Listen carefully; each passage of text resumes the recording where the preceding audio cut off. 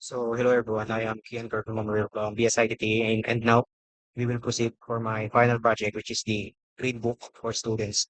So, dito, gumamit ako ng static, which is the Bootstrap of Ma'am Rona. Ginamit ko yung Bootstrap na to, na merong CSS and GS, and dagdag na lang ako ng sarili kong GS para makonect yung may mismong functions ng aking code. So, dito, meron tayong add grade book HTML na merong, nakakonect dito yung, yung grade, which is this one, and meron tong laman na student ID, last name. Yung student ID, dito, may mapapakita ko sa may mismong, sa may mismong database niya, yung sa may student ID, kasi meron sa student IDs, meron nakalock na name ko, and yun lang yung mismong magagamit ko kasi isang users lang naman yung i-example natin dito. So dito meron ding last name, first name, middle name, age and address, subject, and yun nga, dito. Tapos, meron din tayo ditong select dito. Meron tayong dito na pwede tayong mag-select dito ng mga subject, which is ito yung nakalagay. Integrative, application development, information assurance, IT audit, cybersecurity, and the entrepreneur mind. So, meron din dito tayong add profile. Dito yung sa may profile dito, ay mag-add ka dito mismo ng yung sa may mismong natin, system natin, which is ito. Wait lang. Natin. Demonstrate natin. Dito, sa may add profile, dito, nakalagay dito. Ito siya, ito sa may add profile. Ito yung inaano ko dito sa may kabila. Dito sa may mismong HTML. Meron siya dito ang nakalagay na student ID. Ito yung sinabi ko kanina, student ID. Last name. Yun. So, dito siya. Dito yung niya, mismong niya.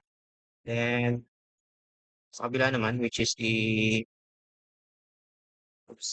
which is the book rate. Dito naman yung dito. Ito naman book rate na to is sa may mismong, ito yung mismong laman, yung mismong subject na merong mga, dito sa may mismong book rate. Ito. Ito. Ito yung mga subjects na mag-grade ka sa mga student, no? Yung i-grade mo, kunwari i-book mo yung mga grade ng student. Siyempre, parang hindi na sila may apat. Ikaw na magbubook. Ilalagay mo na yung mga grade nila. Ikaw na maglalagay. Then, yun, masisave sa database yung mga grade nila. Ganun. And, ito yan. Book rate. HTML. Then, dito sa dashboard. Itong dashboard na to, ito yan. Yung dito sa may, bali yung dashboard na to, bali yung reference ko lang is yung ginawa natin sa may module 4. Bali pa reference lang kasi walang design and plain lang. Bali yung dashboard ko na meron lang hello, welcome, yan dito. Gusto, nag-add ako dito. Kapag yung sinabi ko kanina na isa lang yung pwedeng users ko na may login, gusto mo itong iyan lang, ito, papakita ko. Yung sa ito, sa may dito, may users, ito lang. Ito lang yung malalagin ko. Pero yung iba, mga user ID na, ay mga ID na, student ID na. Pero yung akin, syempre itong user, ito yung pwedeng malagin dito. Isa lang, yun lang yung pwede. Then sa kabila, which is the edit, dito, yung sa may edit, which is ito, may edit, pwede tayong mag-edit dito. Ito, may edit, pwede kang mag-edit dito. Kunwari ito, mag-edit ako, gagawin ko to, iyan. Dapat may edit yan, so iyan. Yan, update siya, bali ito, successfully siya. Pati sa database, na-edit siya. So, dito, may edit din dapat yan. Ang profile, and yung taxim siya. So, edit siya. Then, so tayo dito sa may pangalawa, which is, naman yung pinakauna, dito sa may mismong login. Ito yung login din, normal lang din yung login ko. Same lang din sa may module 4, yung login ko, yung pinagawa ko ng login, which is ito. Ayan. Bali, pinalitan ko lang, yun dito. Pinalitan ko lang ng gradebook. And yun na. Tapos dito, pakita natin yung sa may kabila, which is ito, the profile report. Ito may profiles, and ito reports. Yung mga yan, ito yung mga yan, dito sa may mismong reports dito, yung mga yan. Siyempre, pwede mo mag-view yung mga average grade nila, yung mga nilagay mo. Mamaya i-demo natin kung paano natin nilagay yan. Then dito, pwede mo mag-view yung grade nila, prelim, midterm, final, overall, and ito. Then dito sa may profile, siguro makikita mo yung buong profile ng estudyante, which is ito. Makikita mo lahat kung irregular siya or regular student. Ano? Then dito sa may mismong view, ito yun, yung may view. Andito yun, dito sa may mismong, ito, ma-review ko to, itong naka-NA, which is wala pang nakalagay. Yung isang grade, wala, NA nakalagay. Bali ito yung full ng report. So, dito naman, same lang din. Pero dito ako naglalaan ng restart. Tapos dito, same lang din sa may ginawa namin, module 4. Dito, dito na yung maraming laman. Dito na, yung maraming laman dito. Sobrang dami nito, hindi ko na ma-explain. Kasi sobrang dami, mahaba. Then, bali, demo ko na lang yung mismong system. Dami. Tapos, sa may, ano na, dito tayo sa may mismong demonstration ng system. So, una dito, start natin. So, dito, first, no, dito login. Lalagin tayo ng ano. Siyempre, sinabi ko kanina, login. Ilalagin natin tong keyan na to. Ito, ilalagin natin yan. Bali, naka-lock-in lang to. Hindi mo siya pwede malis kasi yan lang pwede natin malagin doon. Kasi isang users lang nga yung sinabi ko isang gagamitin natin. Lagin natin.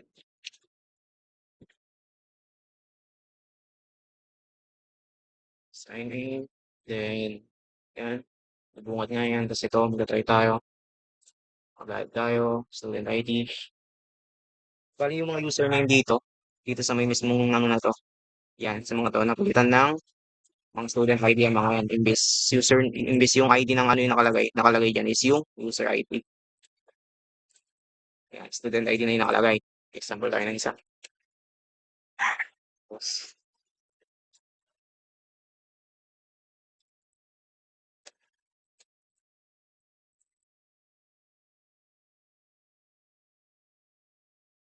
no, yan, address. Tapos palitan na lang natin ito ng address. Then, login tayo. Add natin. .ma siya, no, pati sa database .ma to. Yun. So, na siya dito. Dito na siya. Nalagay ko siya yung invest Laurel. Yan. Student. Then, pwede natin sa database kung ma-add natin siya. Bali na siya dito. May na-add ako dito. So, may profiles. Tingnan natin. Ito. Add ko siya. Invest Laurel. Ayan. Add ko siya. Oops. Ayan. So, sa next, tatry natin i-view. Ayan, yung ginawa natin. Profile. Ayan. ID. Ayan. Tapos, try natin mag-edit. Edit natin siya kung magbabago natin siya. So, palitin natin. Okay. Yes. Ayan, last name. Tapos, ayan, palitan siya. Last name. Naging Laurel. Tapos, yung first name, naging Yves. Tapos, dito dapat mapapalitan yan. Ayun, first name. Tapos, yung last name niya. Naging Laurel. First name Yves. Tapos, yung last name, naging Laurel. Tapos, dito naman tayo sa may mismong, ano, sa mismong reports, no? Sa reports, ito nga, yung maglalagay ka ng grades. Bali, gradean mo siya, no? Dito sa may book read. Book read ka muna pala bago ako punta ng reports. Dito, maglalagay ka ng student. Syempre, itong Laurel yung ginawa natin kanina. Kunwari, application, merging, tapos lagay tayo ng grade. 9, 29, and 89. So, yung final grade niya, compute. So, lalabas siya dito. Yung grade ni Jeepers dito. Dito siya lilitaw. Bali yun nga, yung sinabi ko yung purpose lang nito. Ano, parang nag-book ka lang ng mga grade mo. Parang ano lang siya, taguan lang ng mga grade ka. For ano lang, sa mga grade mo. Kung gusto mo i-try ganun, pwede mo makip yung mga grade mo sa mga ibang subject. Ganun. Then, wala namang purpose tong ginawa kong system. Bali, ano lang, wala ano lang. Bali, experimental lang na ano ng system. Kasi sabi nga, your choice naman yung gagawin mong system. So, bali dito, lumitaw dito. Ayan, although lang yung rate 89. So, lagay pa natin, iba. Lagay tayo na iba. Ito, natin to. Mission, 25. 25. This is, bali grade mo ito is, ito, is 25. So, tayo sa kabila, which is ito nga, na ano, ito tayo dito sa reports. Dito sa reports, makikita natin dito. Pinakalagay ito, yung FS, yung ano niya, yung average niya, final average niya, which is the 89 average niya.